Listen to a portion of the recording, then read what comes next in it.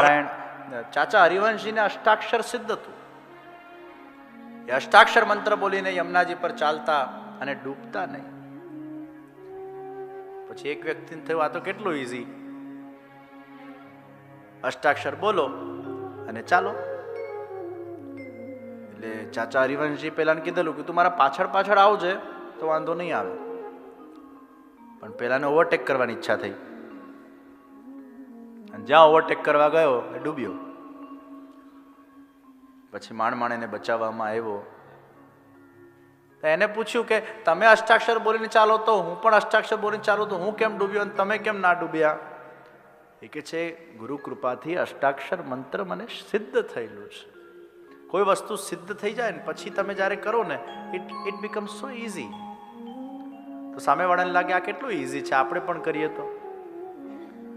પણ ઘણીવાર જે વસ્તુ આપણને ઇઝી દેખાતી હોય છે ઇઝી નથી હોતી, એના પાછળની સાધના હોય છે. Sometimes things looks easy to us, it's not easy. એના પાછળની સાધના છે.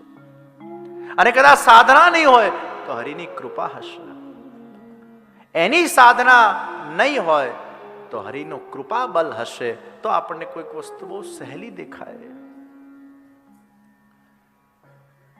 પેલા તાર પર લોકો ચાલે ને, આમ ચાલે ત્યારે એટલું આમ ઈઝી લાગે આપણને, આ કેટલું ફાઇન છે, ફટ ફટ ફટ ફટ ચાલે. તું ચાલીને જો, એક પગ નહીં મૂકી શકે. પેલા ઘણા ક્રિકેટ રમતા હોય તો કોમેન્ટર્સ કે આ શોટ આમ નહીં આમ માર્યું હોત ને તો પેલો આઉટ થતા પછી તું રમજઈને જા. એ પિચ પર રમવું કેટલું કઠિન હોય તને ખબર છે? તારે ખાલી કોમેન્ટ્રી બોલ બોલ કરવાનું. તો ઘણીવાર આપણે કોઈકના માટે કોમેન્ટ આપીએ. Sometimes it is very easy to give the comments but it is very difficult to put your self in that situation and do that sadhana.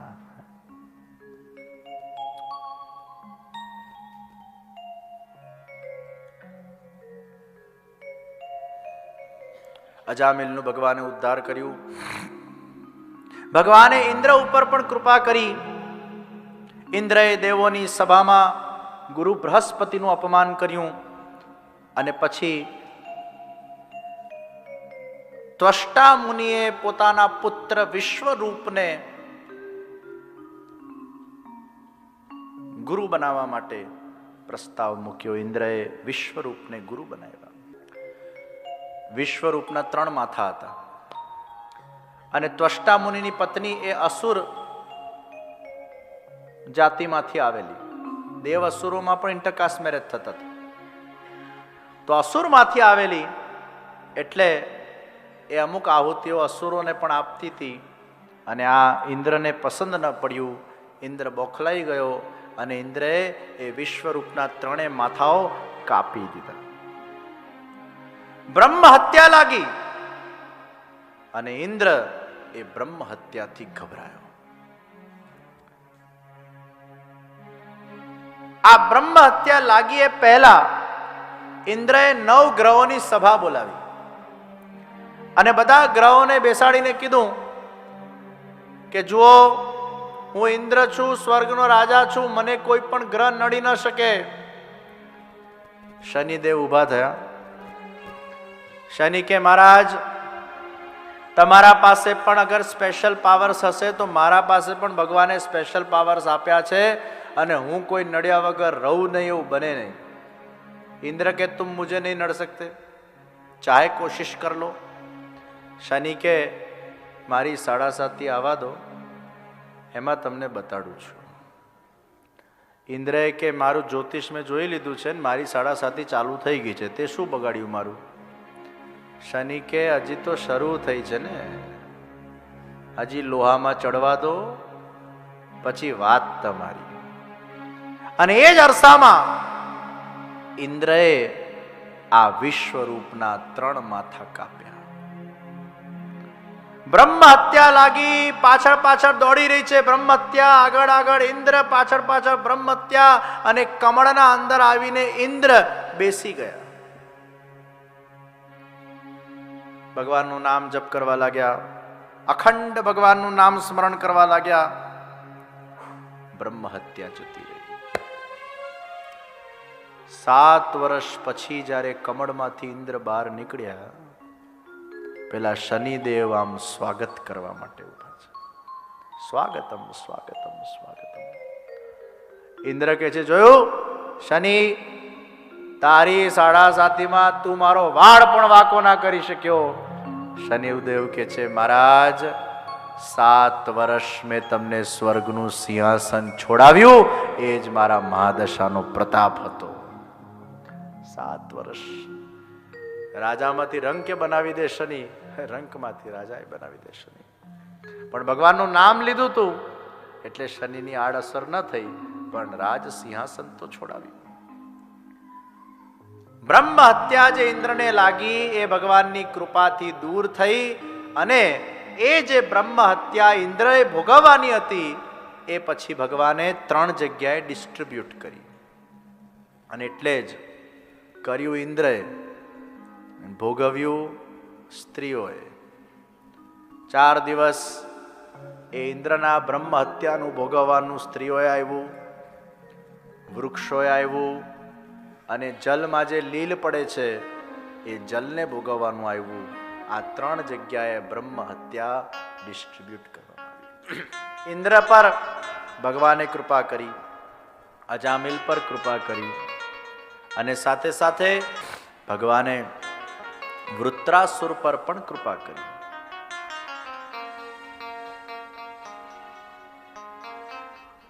Tvashta મુનિ ના પુત્રની હત્યા કર્યા પછી ઇન્દ્રને બ્રહ્મ હત્યાથી તો છુટકારો મળી ગયો, પણ ત્વષ્ટા મુનિએ યજ્ઞ કરીને એક મહાકાય અસુરને પેદા કર્યો, અને અસુરનું નામ વૃત્રાસુર છે.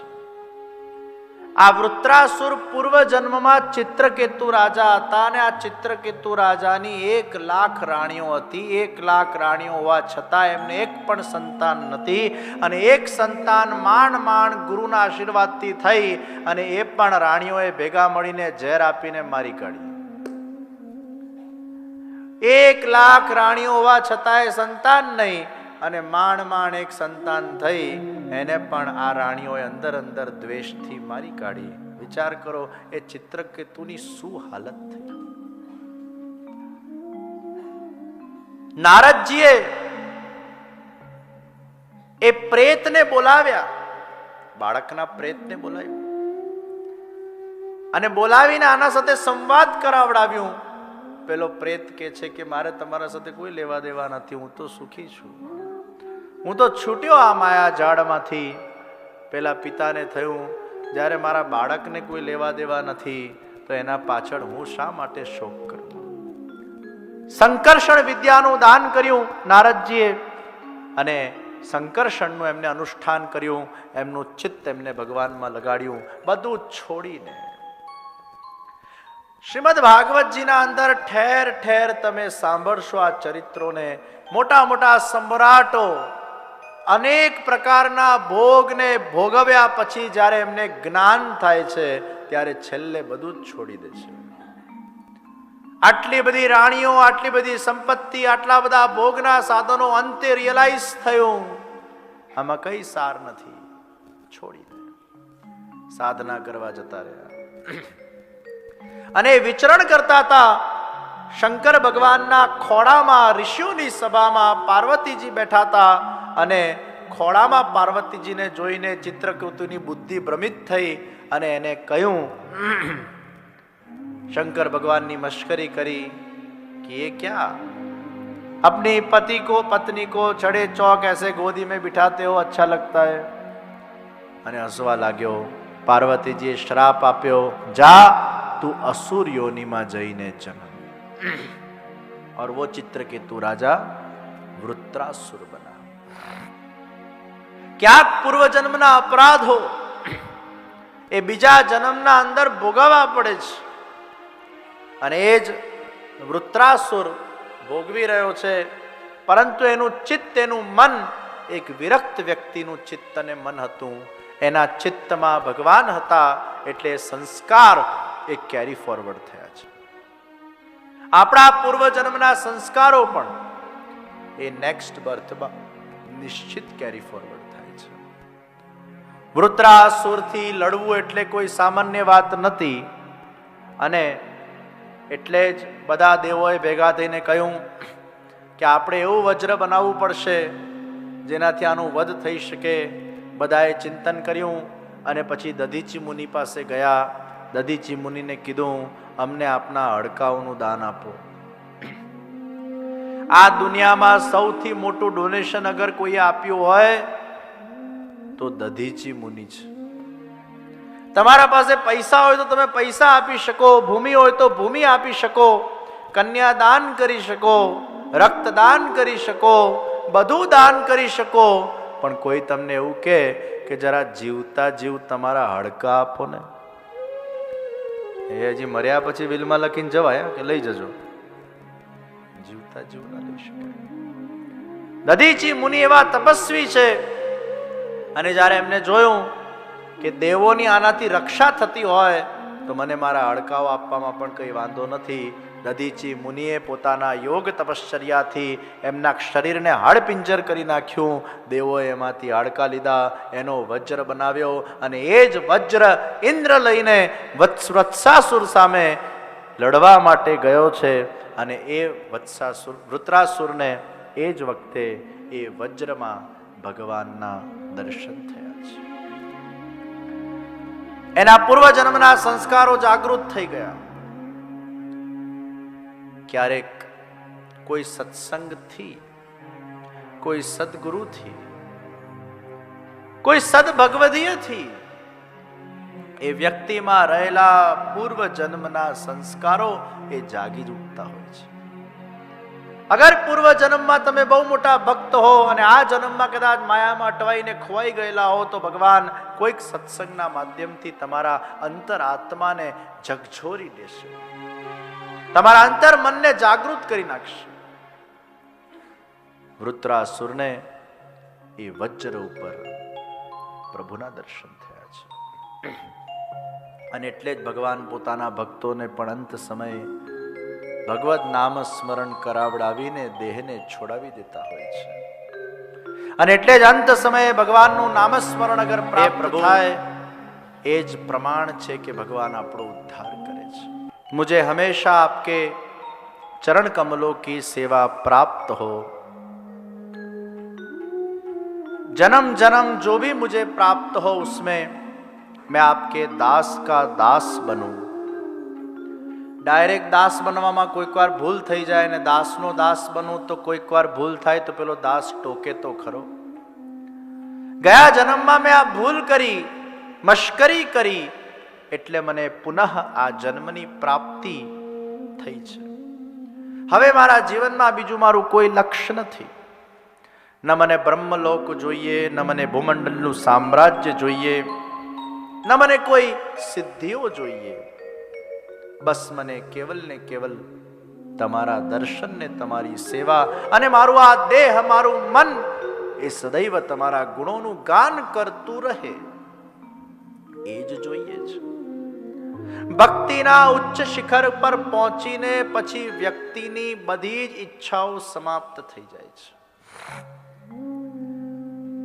પછી એને કેવલ ને કેવલ ઈશ્વર સંબંધી ઈચ્છાઓ જ શેષ રહે છે.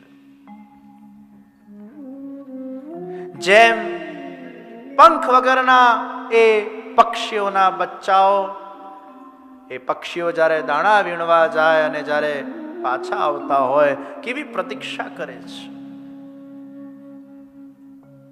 પછી થયું ના, એ બચ્ચાઓ તો એટલે પ્રતીક્ષા કરે છે કે એમનામાં ડર છે પણ પ્રેમ નથી. પછી આગળ કે છે જેમ ગાયના વાછરડાઓ એ પોતાની માની પ્રતીક્ષા કરે છે. પછી થયું એ વાછરડા પણ એટલે પ્રતીક્ષા કરે છે કારણ કે એમને દૂધ પીવું હોય છે. એમાં પ્રેમ હશે પણ જરૂરિયાત વાળો પ્રેમ છે. અને પછી આગળ લખ્યું પ્રિયમ પ્રિયેવ યુષિતમ વિષન્ના મનોરવિંદાક્ષ દિદુક્ષતે ત્વામ. પરંતુ જેમ કોઈ પ્રિયતમા પોતાના પ્રેમીની પ્રતીક્ષા કરે છે. અને એ પ્રિયતમા જ્યારે પોતાના પ્રેમી વગર રહી શકતી નથી અને એના મુખ દર્શન કરવા માટે જેમ લાલાહિત હોય છે, એમ હે પ્રભુ હું આપના એ દર્શન કરવા માટે લાલાહિત છું. હે પ્રભુ, ભલે મને જન્મો જન્મ આપજો, પણ મને બીજી વાર સંસારમાં આસક્ત લોકોના સંગમાં નહીં નાખતા. કારણ કે 1,00,000 રાણીઓનો સંસાર ભોગવી ચૂક્યો છું.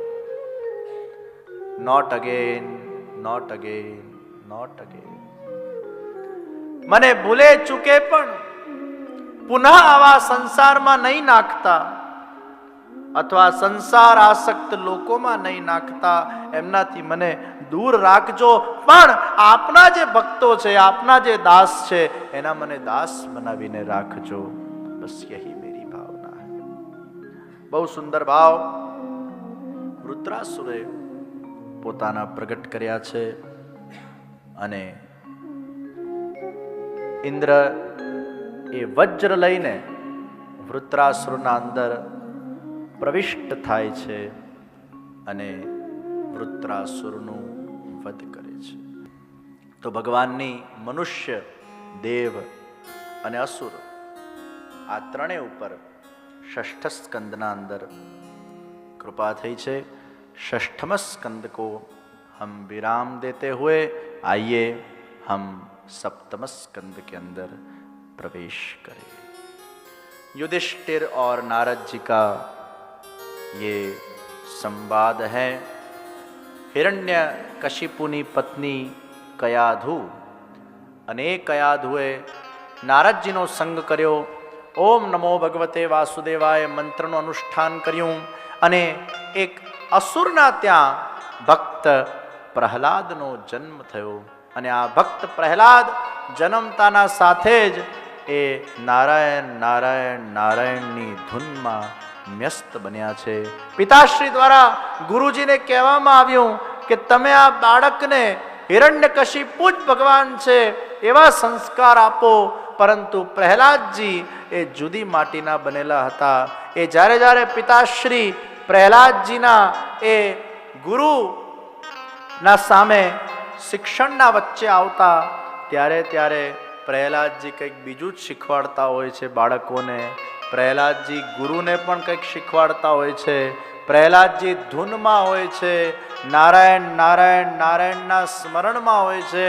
અને જોઈને હિરણ્યકશિપુ ખૂબ ક્રોધાયમાન થાય છે. જ્યારે જ્યારે એ પ્રહલાદ અને એના ગુરુ પાસે જાય ત્યારે ત્યારે એક જ વસ્તુ ચાલતી હોય, નારાયણની. તો નારાયણ આપણું કલ્યાણ કરશે. અને હે બાળકો, નાનપણથી જ ભગવાનની ભક્તિ કરવી જોઈએ. નાનપણથી ભગવાનનું નામ જપવું જોઈએ. નાનપણથી જ ભગવાનના પાઠ કરવા જોઈએ. નાનપણથી ભગવાનની સેવા કરવી જોઈએ. નાનપણથી કરેલી હશે તો મોટા થઈને એ વટવૃક્ષ બનીને ફલરૂપ બનશે. हे बाળકો, बचपन से ही प्रभु का नाम स्मरण करो. એ નરસિંહ ભગવાનનું સાક્ષાત પ્રાગટ્ય થયું. હિરણ્યકશિપુએ આક્રમણ કર્યું અને જેમ નાના બાળકોની જે રમકડા જેવી તલવાર હોય એ કઈ રીતે આપણે તોડી કાઢતા હોઈએ, એ રીતે હિરણ્યકશિપુની એ તલવાર શસ્ત્રોને તોડી કાઢ્યા. હિરણ્યકશિપુને પકડીને ઘસડીને એને ઉમરા પર લઈ આવવામાં આવ્યો. ઉમરા પર ખોડામાં સુવાડવામાં આવ્યો. બોલ, ये दिन है कि रात है? अरे न ये दिन है न रात है, ये तो शाम है. बोल, હું મનુષ્ય છું કે પશુ છું? આપ ન મનુષ્ય છો, આપ ન પશુ છો, આપ તો નરસિંહ છો. બોલ, તું ઘરમાં છે કે ઘરથી બહાર છે? હું ન ઘરમાં છું ન ઘરના બહાર છું, હું ઉમરા પર છું. બોલ, મારા પાસે કોઈ શસ્ત્ર છે કે નથી? ના, આપના પાસે કોઈ શસ્ત્ર નથી. હિરણ્યકશિપુની પોતાના નખ વડે છાતીને ચીરી કાઢવામાં આવી.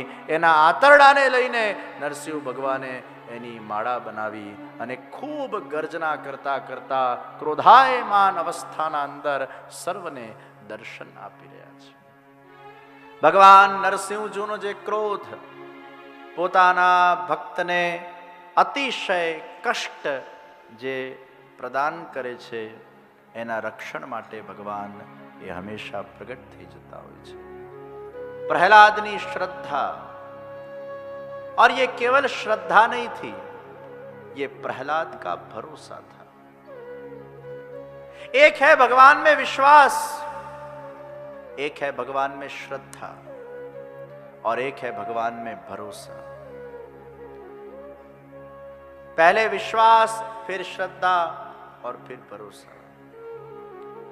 एक बार भगवान में भरोसा हो जाए, यानी हमने उसको सौंप दिया है. विश्वास घात हो सकता है, श्रद्धा भी टूट सकती है, लेकिन भरोसा कभी छूटता नहीं.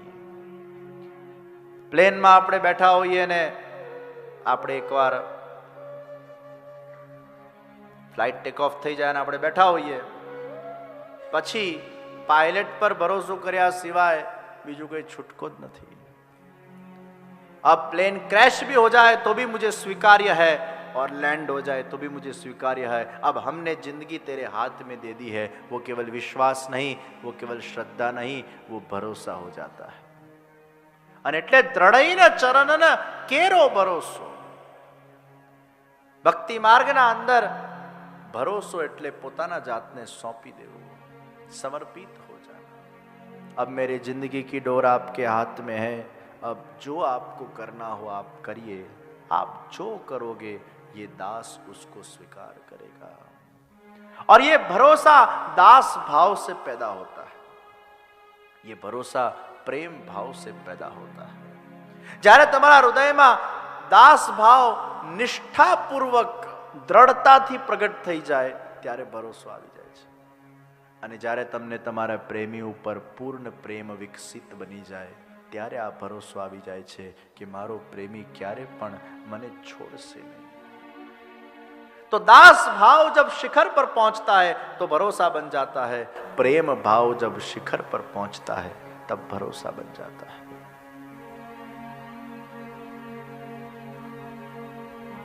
एक बार एक नाव में पति पत्नी जता था અને ખૂબ લહેરો ઊંચી નીચી થતી હતી અને પેલી પત્ની આગી પાછી થતી હતી. એટલે પછી પત્નીએ કીધું પતિને કે તમે આવા શાંત બેઠા છો, આપણે ડૂબી ઉબી ગયા તો. પતિ આમ ચાકુ કાઢ્યું, પત્નીના ગળા પર મૂકી દીધું. હવે પત્ની શાંત.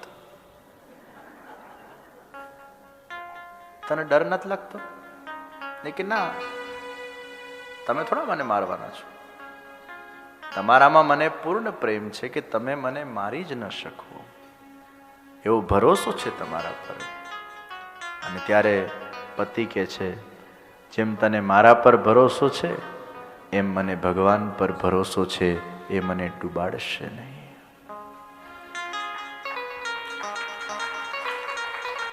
परमात्मा पर भरोसा यानी पूर्ण शरणागति. प्रहलाद जी को केवल श्रद्धा विश्वास नहीं थी, भरोसा था. અહીંયા ભગવાન છે એટલે છે જ 100%. 0.1% પણ ડાઉટ આવે ને એટલે એને ભરોસો ન કહેવાય.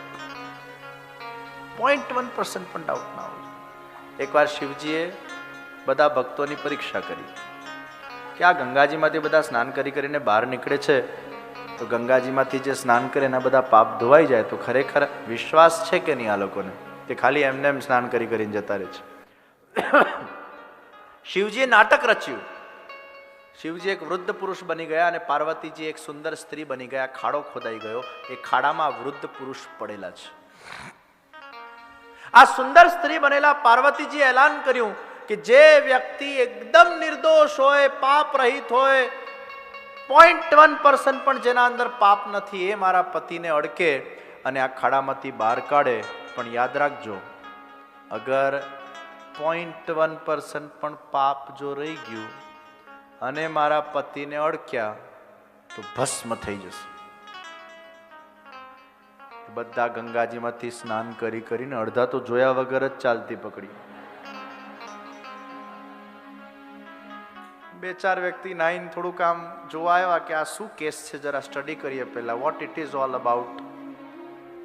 એ કે ના ના, કોણ રિસ્ક લે, શાસ્ત્રોમાં સાંભળ્યું છે કે ગંગાજીમાંથી સ્નાન કરીને પાપ ધોવાઈ જાય, પણ વળી પાછા પેલા ડાઉટી લોકો હોય ને, પેલું એડ નથી આવતી ડેટોલની હાથ ધોવાની, डेटोल से हाथ धुओ, 99.99% बैक्टीरिया गुम, 1% रही जाए. બે ચાર લોકો વિચાર કરે 1% રહી ગયું હશે તો ક્યાં ઉપાધિ લેવી.